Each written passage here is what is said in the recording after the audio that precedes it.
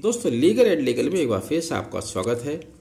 इलाहाबाद उच्च न्यायालय द्वारा सेक्शन 13 हिंदू मैरिज एक्ट पर आज दो इम्पोर्टेंट जजमेंट दिए गए हैं जिनकी चर्चा की जानी चाहिए, लेकिन हम फिलहाल एक जजमेंट पर चर्चा करेंगे जो कि फर्स्ट अपील 1145/2023 में आया है, जिसमें पेटिशनर आदित्य रस्तोगी ने इलाहाबाद उच्च न्यायालय के समक्ष मुरादाबाद फैमिली कोर्ट के एक जजमेंट को चैलेंज किया है। यहाँ पर पहले मैं ये बता दूं, जिस समय ये केस मुरादाबाद में शुरू हुआ था उस समय हमारी फर्म K&Co लीगल से भी इन्होंने डिस्कशन किया था और हमने भी इनको वही मशवरा दिया था जो आज इलाहाबाद उच्च न्यायालय ने अपने आदेश में कहा है। इलाहाबाद उच्च न्यायालय ने कहा है कि पेटिशनर न्यायालय के जुरिडिक्शन क्षेत्र के बाहर रहता है, इसलिए वह सेक्शन 19 का लाभ नहीं ले सकते हैं।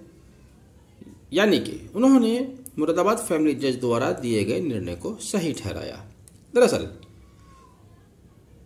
इस केस की दोनों पार्टीज विदेश में रहती हैं, ऑस्ट्रेलिया में रहती हैं। हस्बैंड वाइफ के बीच वहीं पर मैट्रिमोनियल डिस्प्यूट राइज हुआ, लेकिन पत्नी द्वारा, चूंकि वो मुरादाबाद से बिलोंग करती हैं और अपोजिट पार्टी दिल्ली से बिलोंग करते हैं, उनकी पत्नी ने मुरादाबाद में आकर सेक्शन 13 हिंदू मैरिज एक्ट के तहत सूट फाइल किया, जिसमें फैमिली कोर्ट द्वारा कहा गया कि चूंकि आप विदेश में रहते हैं इसलिए वहां पर इस कानून का ये कानून एक्सटेंड नहीं होता है, हिंदू मैरिज एक्ट एक्सटेंड नहीं होता है भारत की सीमाओं से बाहर, इसलिए आप यहां पर हिंदू मैरिज एक्ट सेक्शन 13 के तहत पिटीशन फाइल नहीं कर सकते। यानी कि हिंदू मैरिज एक्ट की धारा 19 में जो प्रावधान दिए गए हैं उनका बेनिफिट आपको नहीं मिल सकता। अब यहां पर जुरिडिक्शन को बहुत बारीकी से समझना जरूरी है। देखने में छोटा सा जजमेंट है, छोटा सा ही इस पर एक इश्यू उठाया गया है, लेकिन है बहुत बारीक, इसलिए इस पर चर्चा करना हम जरूरी समझ रहे हैं। इलाहाबाद उच्च न्यायालय ने और फैमिली कोर्ट मुरादाबाद ने क्या कहा है कि आप सेक्शन 19 हिंदू मैरिज एक्ट 1955 का बेनिफिट नहीं ले सकते, इसलिए आपको सेक्शन 19 हिंदू मैरिज एक्ट 1955 समझना बहुत जरूरी है। वहां कौन लोग हैं जो पिटीशन फाइल कर सकते हैं यह डिफाइन किया गया है। आपको कुछ पॉइंट्स बिल्कुल स्पष्ट होंगे, जैसे कि सेक्शन 19 सब क्लॉज 1 में कहा गया है कहाँ वो सिविल जुरिडिक्शन की बात कही गई है। द मैरिज वाज सोलमनाइज्ड, जहां पर शादी हुई है वहां पर पिटीशन फाइल की जा सकती है।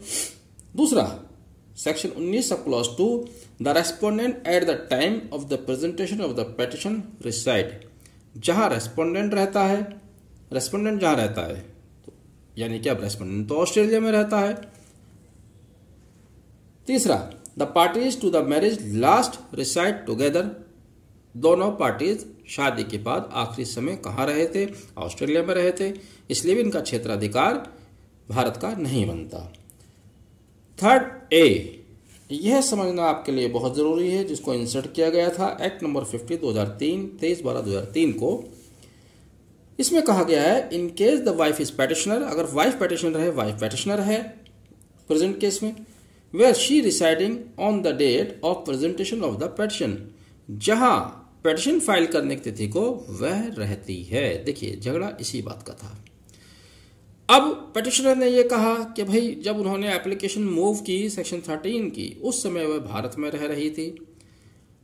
यानी कि आप समझने में ये गलती ना करें कि अगर पार्टीज विदेश में रहती हैं तो भारत में हिंदू मैरिज एक्ट के तहत सूट फाइल नहीं कर सकते, एप्लीकेशन मूव नहीं कर सकते। कर सकते हैं, शर्त यह है कि जिस समय वह एप्लीकेशन मूव कर रहे हैं वह भारत में रह रहे हों। अब देखिए, जब महिला ने मुरादाबाद के फैमिली कोर्ट के समक्ष एप्लीकेशन मूव की है तो इसका मतलब तो ये हुआ कि वो यहाँ पर आई थी, उसने एफिडेविट भी साइन किया होगा, पिटीशन भी साइन की होगी, तो इसका मतलब ये हुआ कि वो भारत में उस समय थी। तो यहाँ पर टेरिटोरियल जुरिडिक्शन से ज़्यादा इलाहाबाद हाई कोर्ट और फैमिली कोर्ट मुरादाबाद का जो उन्होंने प्रेस किया है, जिस बात पर उन्होंने जोर दिया है वो यह है कि जिस समय आपने पिटीशन फाइल की उस समय आप कहाँ रह रहे थे।